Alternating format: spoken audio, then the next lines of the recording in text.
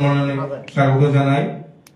আজকের এই সাংবাদিক সম্মেলনে উপস্থিত আছেন প্রদেশ বিজেপির সহসভাপতি শ্রী বিমল চাকমা মহোদয়, উপস্থিত আছেন আমাদের সাধারণ সম্পাদক বিপিন দেববর্মা এবং সম্পাদক ভূমিকানন্দ প্রিয়া। আপনারা যারা আমাদের আহ্বানে সাড়া দিয়ে এসেছেন সবাইকে শুভ সন্ধ্যা। আমরা খুব গুরুত্বপূর্ণ একটা বিষয় নিয়ে আপনাদের এখানে আমরা আসার জন্য আহ্বান করেছিলাম। সেটা হচ্ছে, আপনারা জানেন যে আমাদের TTAADC তে 2021 সালে তিপ্রাসা, থানসা ইত্যাদির কথা বলে স্বচ্ছ প্রশাসনের নামে ক্ষমতায় এসেছিলেন এবং এই দলটা এবারও আবার জয়লাভ করেছে। জনগণ তাদের পক্ষে রায় দিয়েছে, ঠিক আছে। এবং তিপ্রাসা বিশেষ করে আশা নিয়ে তাদেরকে আবার হয়তোবা দ্বিতীয়বার ক্ষমতায় বসিয়েছেন। কিন্তু শপথ গ্রহণ কাল আমরা জানি, তার আগে আমরা দেখলাম যে তিপ্রাসারা যে সমস্ত প্রত্যাশা রেখেছিল, তাদের কাছ থেকে আশা রেখেছিল, সেই আশায় আশাহত হলো। রিসেন্টলি, বিশেষ করে গত 10 তারিখ মার্চ মাসে আমরা একটা 120 জনের অবৈধভাবে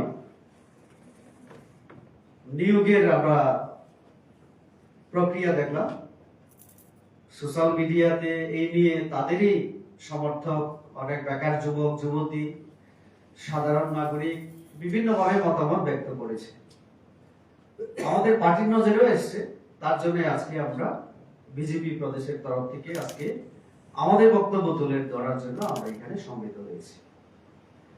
স্বচ্ছ প্রশাসন বলতে সেই সময় তারা বলেছিলেন যে সবকিছুই অনলাইনে পাওয়া যাবে, সবকিছু মানুষের সামনে নিয়ম নীতিগুলি মেনেই তারা সমস্ত কিছু কাজ করবে, মানুষকে কোনোভাবেই তারা ধোঁয়াশায় রাখবে না। কিন্তু এবারে যে 120 জন গ্রুপ সি গ্রুপ ডি যে নিয়োগ আমরা দেখলাম, সেটা সম্পূর্ণভাবে ইলেকশন চলাকালীন সময় সেটা করা হয়েছে। এবং কোনো কোনো অফারে আমরা দেখেছি যে আগামী 12 তারিখ যাতে জয়েনিং করে, কেউ কেউ আবার জয়েনিং করেছেন ইতিমধ্যে। আমাদের কাছে খবর, সবটা আপনারা যাচাই করলে দেখবেন। তো আমাদের কথা হচ্ছে, একটা নিয়োগ প্রক্রিয়া যখন হয়, বিজ্ঞাপন দিতে হয়। সে বিজ্ঞাপন দেখে আমাদের যুবক যুবতী বেকাররা, তারা সেখানে পরীক্ষা যদি হয় বা মৌখিক যদি ইন্টারভিউ হয়, এই প্রসেসগুলির মাধ্যমে তারা পার্টিসিপেট করে এবং যোগ্যতা অনুসারে চাকরির জন্য নির্বাচিত হয়, সিলেকশন হয়। একটা বোর্ড থাকে, একটা প্রসেস প্রক্রিয়ার মাধ্যমে, প্রসিডিউরের মাধ্যমে সেটা পায়। কিন্তু আমরা দেখলাম যে এবারে যে 120টা চাকরি তারা যে অফার বিলি করলো, যারা পেল তারা হয়তো বা খুশি। কিন্তু আমরা দেখেছি যে অন্যান্যরা কি অন্যায় করে। চাকরি এমনিতেই মানে সুযোগ কম, এখন চাকরি হোক আমরাও চাই, প্রচুর বেকার আছে, বেকারদের চাকরি হোক আমরা সেটা চাই, আমরাও চাই। কিন্তু তার একটা নিয়ম নীতি থাকা দরকার। আমরা যতটুকু জানি এডিসির রিক্রুটমেন্ট রুলস নেই, এবং একটা তারপরেও যেটা বিগত বছরগুলিতে এর আগে সরকারগুলি যেভাবে তারা নিয়োগ করত, অন্তত অর্থ দপ্তরের একটা অনুমোদন দরকার হয়। কারণ বেতন ভাতা দিতে হবে, রিটায়ারমেন্টের পরে অবসরের ভাতা দিতে হয়। তো এই জন্য অর্থ দপ্তরের একটা পারমিশন তাদের নিতে হয়। আমরা এবারে দেখলাম এটাকে সম্পূর্ণ উপেক্ষা করে, মানুষকে সম্পূর্ণ অন্ধকারে রেখে, মানে অ্যাডভার্টাইজমেন্ট যেখানে হয়নি, বিজ্ঞাপন যেখানে হয়নি, তো মানুষের জানার কথাই ছিল না। সম্পূর্ণ স্বজন পোষণ এবং দুর্নীতির মাধ্যমে, বেআইনির মাধ্যমে এটা নিয়োগ হয়েছে। আমরা ইতিমধ্যে সোশ্যাল মিডিয়াতে দেখেছি, আমাদের প্রদ্যোৎ বাবু ওনার মতামত ব্যক্ত করেছেন। আরো অনেকে করেছেন। তার মানে এটাই প্রমাণ করে যে এই যে নিয়োগটা এটা বেআইনি ভাবে হয়েছে এবং এই যে চাকরি দেওয়া হলো এটা দুর্নীতির মাধ্যমে হয়েছে। আমরা শুনেছি এর আগেও যে সাবজেক্টিভ এবং জেডিও পরীক্ষা হয়েছিল অনেক আগে, এবং অনেক জায়গায় বেকাররা আমার কাছেও এসেছিল। অনেক জায়গায় যাওয়ার পরে তারা সুবিচার পায়নি, পরীক্ষা প্রশ্নপত্র ফাঁস হয়ে যাওয়া। এটা আজকের ঘটনা না, এই প্রথম না, বিগত 5 বছর এবং এখনো চলছে সেটা। তো তাহলে একটা কথা পরিষ্কার যে আমরা যে অভিযোগগুলো করছিলাম যে সেখানে যেমন নিয়ম নীতির ক্ষেত্রে দুর্নীতি, আর্থিক ক্ষেত্রেও দুর্নীতি, এটা আজকে প্রমাণিত হলো যে আমরা যে অভিযোগ এতদিন করছিলাম সেটাই সঠিক। তো তার জন্য আজকে আমরা মাননীয় গভর্নর আমাদের রাজ্যে, ওনার সঙ্গে আমাদের প্রতিনিধি আমরা দেখা করে এসেছি। ওনার কাছে আমরা এই ব্যাপারগুলো তুলে ধরেছি, আরো বিভিন্ন বিষয়গুলি ওনার সঙ্গে আলোচনা হয়েছে। উনি আমাদের আশ্বস্ত করেছেন যে উনি খবর নিয়ে দেখবেন, কোথায় কি হয়েছে আলোচনা করবেন।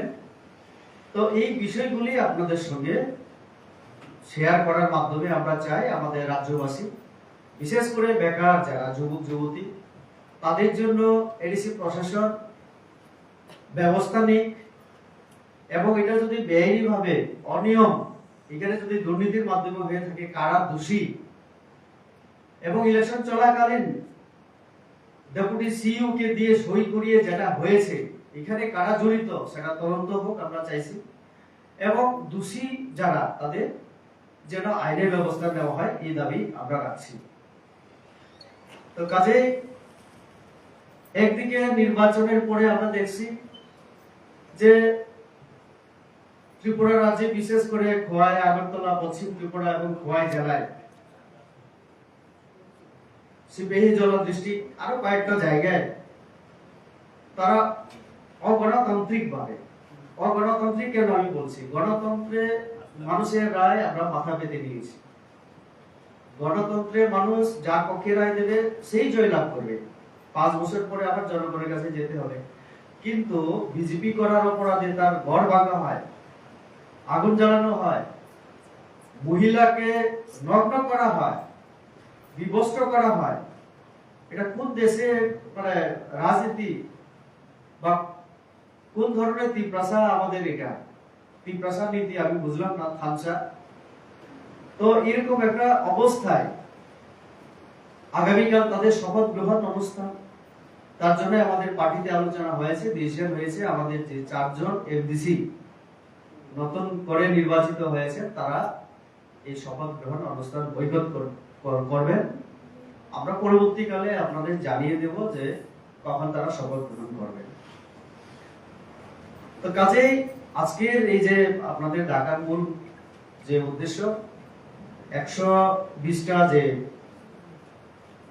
চাকরি হয়েছে, এবং তার আগে আরো যে বিভিন্ন, যেমন 17 জন এক্সিকিউটিভ ইঞ্জিনিয়ার প্রমোশন দেওয়া হয়েছিল, সেটা আমরা দেখেছি, সেখানে অনিয়ম হয়েছিল। আইনে একজন পরামর্শদাতা নিয়োগ করা হয়েছিল, সেটাও নিয়মে হয়েছে। বিভিন্ন নিয়োগ প্রক্রিয়ায় এবং আর্থিক ক্ষেত্রে যে ঠিক মতো তারা অডিট করায় না, ডিপার্টমেন্ট ওয়াইজ হয় না, রেগুলার ডিপার্টমেন্ট, বিভিন্ন ডিপার্টমেন্টে তার অডিট হয় না।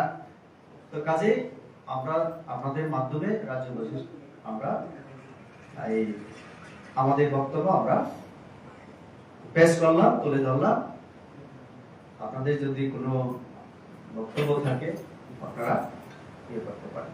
विगत करप्शनर आरोपे अपना जरा आप लोग पहले से जो बोल रहे थे कि वहाँ जो गवर्नमेंट चल रहा है एडीसी में वो करप्ट, और इसी मुद्दे को लेके आप कल जो शपथ ग्रहण अनुष्ठान है वो आप लोग बॉयकॉट कर रहे हैं क्या?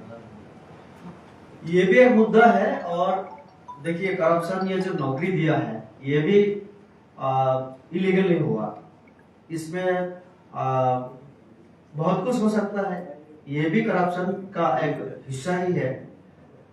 और ये एक मुद्दा है, और एक है जो निर्वाचन के बाद ये लोग जिस तरह से अटैक किया बीजेपी कार्यकर्ताओं के ऊपर, पब्लिक के ऊपर, इसके प्रतिवाद में भी अगेंस्ट में हम लोग ये शपथ ग्रहण जो सेरेमनी है ये हम लोग बहिष्कृत कर रहे हैं। বিগত দিনে দেখা গেছে এই রাজ্যের মধ্যেই অনেক চাকরির দুর্নীতির প্রসঙ্গ টেনে কোর্টে পর্যন্ত সুপ্রিম কোর্ট হাইকোর্ট এগুলি করা হয়েছে। তো এই ক্ষেত্রে যে অভিযোগটা আজকে আপনারা করলেন তার পরিপ্রেক্ষিতে আগামী দিনে আইনি পথে হাঁটার কোনো পরিকল্পনা আছে আপনাদের? আমরা গভর্নর সাহেবের সঙ্গে আমরা দেখা করে ওনার নজরে দিলাম, কারণ আমাদের মাননীয় গভর্নর এডিসির উপরে ওনার একটা অধিকার আছে। উনি চাইলে তার তদন্ত, তার যে কোনো ব্যবস্থা পদক্ষেপ তিনি গ্রহণ করতে পারেন। অন্যদিকে আপনার যে বক্তব্য রাজ্য সরকার বা অন্যান্য ক্ষেত্রে, সেটা তো আমরা দেখেছি আমাদের সরকার আসার পরে অন্তত আমি বলতে পারি যে 20,000, 21-22,000 যাই আমরা চাকরি দিয়েছি, সেটা এখনো এটা নিয়ে চ্যালেঞ্জ কেউ করতে পারেনি, কারণ আমরা স্বচ্ছতা বজায় রেখে আমরা সেটা করে যাচ্ছি। অন্তত রাজ্য সরকারের বিরুদ্ধে আমাদের সরকার 18 পর থেকে এই অভিযোগ আমরা দেখি না। বামফ্রন্ট সরকারের সময় আমরা দেখেছি 10,423 এই যে ব্যাপারটা, আরো অনেক ক্ষেত্রে আমরা দেখেছি হাইকোর্টে বিভিন্ন জায়গায় কেস হয়েছে, হেরেছে রাজ্য সরকার। তো আমাদের সময় অন্তত নেই, তার জন্য আমরা বলছি যে এডিসিতে যেহেতু আরেকটা সরকার, একটা দলের, তাদের এগুলি বন্ধ করা উচিত, কারণ অনেক শিক্ষিত ছেলে মেয়ে বেকার আছে, সবাইকে চাকরি দেওয়া সম্ভব না।